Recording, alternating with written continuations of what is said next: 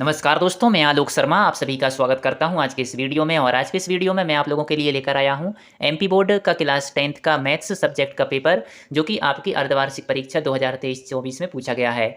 इसके मैं और भी वीडियो बना चुका हूं, जिनकी लिंक मैंने डिस्क्रिप्शन में दी है, वहां से जाकर आप वह वीडियो भी देख सकते हैं। और आज इस वीडियो के माध्यम से हम क्वेश्चन नंबर 11 से इस पेपर को सॉल्व करेंगे। तो क्वेश्चन नंबर 11 आपसे पूछा गया था, एपी के प्रथम 4 पद लिखिए जबकि प्रथम पद a इक्वल 4 और सर्वांतर d इक्वल -3 है।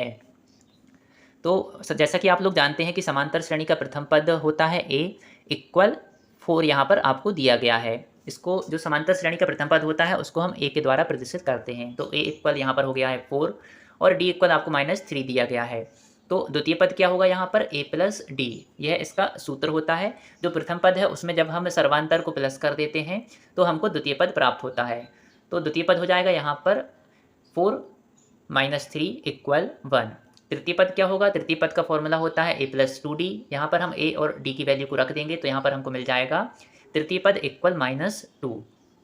चतुर्थ पद क्या होगा? चतुर्थ पद होता है a प्लस 3d और यहाँ पर हम a और d की वैल्यू को रखेंगे तो यहाँ पर हमको मिलेगा -5। इस प्रकार से हम कह सकते हैं कि जो हमारे पास समांतर श्रेणी है उसके जो प्रथम 4 पद हैं वह होंगे 4, 1, -2 और -5। यही हमारा आंसर है। इसके बाद आपसे क्वेश्चन नंबर 11 के अथवा में आपसे पूछा गया था, AP 5, 3, 1, -1 के अगले 4 पद लिखिए। तो जैसा कि आप लोग जानते हैं समांतर श्रेणी का प्रथम पद होता है a। यहाँ पर आपको प्रथम पद आपको दिया गया है 5, तो हम कहेंगे a इक्वल यहाँ पर 5 है। इसके बाद हम इस समांतर श्रेणी का सर्वांतर निकालेंगे। तो सर्वांतर निकालने के लिए जो हमारे पास दूसरा पद है उसमें से पहले पद को माइनस कर देते हैं। तो 3 में से 5 को माइनस करेंगे आप यहाँ पर तो आपको मिलेगा -2, यह हमारा सर्वांतर है। इसके आपको अगले 4 पद निकालना है। जैसा कि आपको यहाँ पर 4 पद दिए गए हैं और इसके अगले 4 पद आपको निकालना है। तो यहाँ पर आप 5वें पद से निकालेंगे तो आपको निकालना है A5, A6, A7, A8।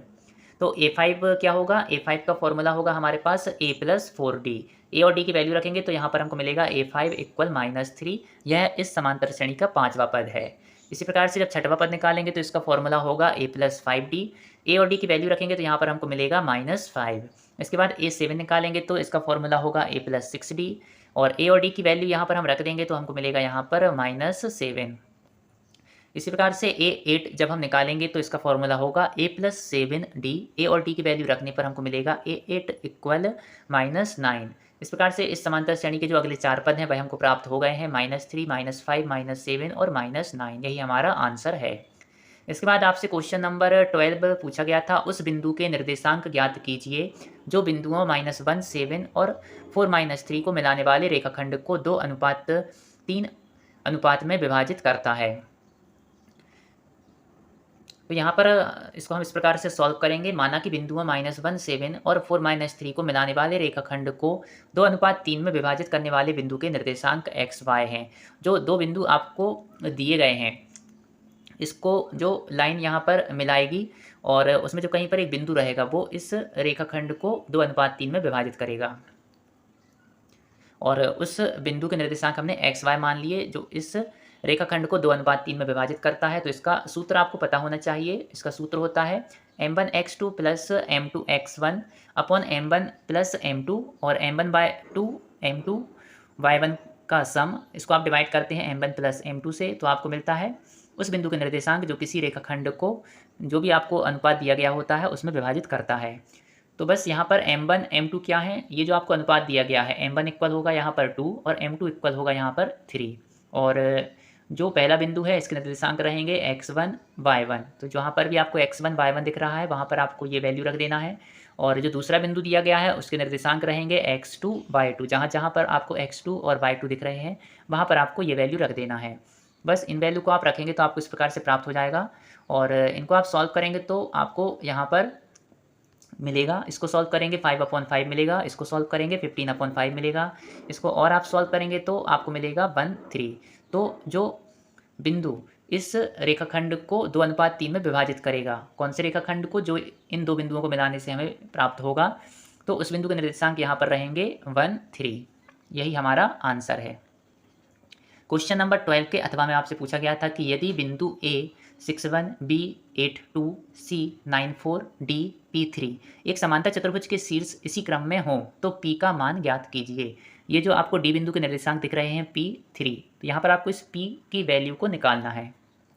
तो हम जानते हैं कि समांतर चतुर्भुज के विकर्ण एक दूसरे को समद्विभाजित करते हैं, इसलिए AC और BD के मध्य बिंदु के निर्देशांक एक समान होंगे एवं दो बिंदुओं x1 y1 और x2 y2 को जोड़ने वाले रेखाखंड के मध्य बिंदु के निर्देशांक का जो सूत्र होता है वो आपको पता होना चाहिए। उसका सूत्र होता है x1 + x2/2 y1 + y2/2।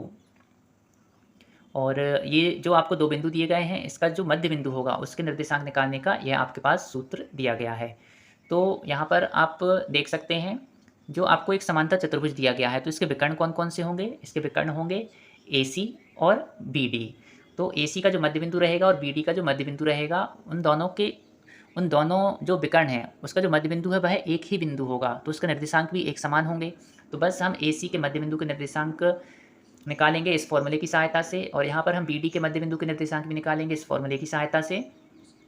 तो AC के मध्य बिंदु के जब हम निर्देशांक निकालेंगे तो जो A के निर्देशांक होंगे x1 y1 और C के निर्देशांक होंगे x2 y2, तो ये वाली वैल्यू रखेंगे। और जब BD के मध्य बिंदु के निर्देशांक निकालेंगे तो x1 y1 रहेंगे B के निर्देशांक और x2 y2 रहेंगे D के निर्देशांक। बस यहाँ पर आपको ये वैल्यू रख देना है।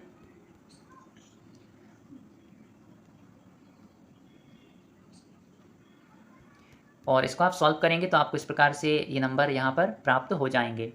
अब यहाँ पर आप देख सकते हैं कि ये जो दो निर्देशांक आप दिख रहे हैं और दोनों ये इक्वल यहाँ पर लिखा है, और इसका ये वाला निर्देशांक एक समान है, तो ये जो x वाला निर्देशांक है यह भी एक समान होगा। इसलिए हम कह सकते हैं 15/2 इक्वल होगा 8 + p/2। और इसको सॉल्व करेंगे तो आपको मिलेगा p = 7, और यही हमारा आंसर है। और यदि आपको मेरा वीडियो पसंद आया हो तो इसको लाइक अवश्य करें, और यदि आपने अभी तक मेरे चैनल को सब्सक्राइब नहीं किया है तो मेरे चैनल को सब्सक्राइब अवश्य करें। आपने मेरे वीडियो को देखा इसके लिए बहुत बहुत धन्यवाद। Thank you.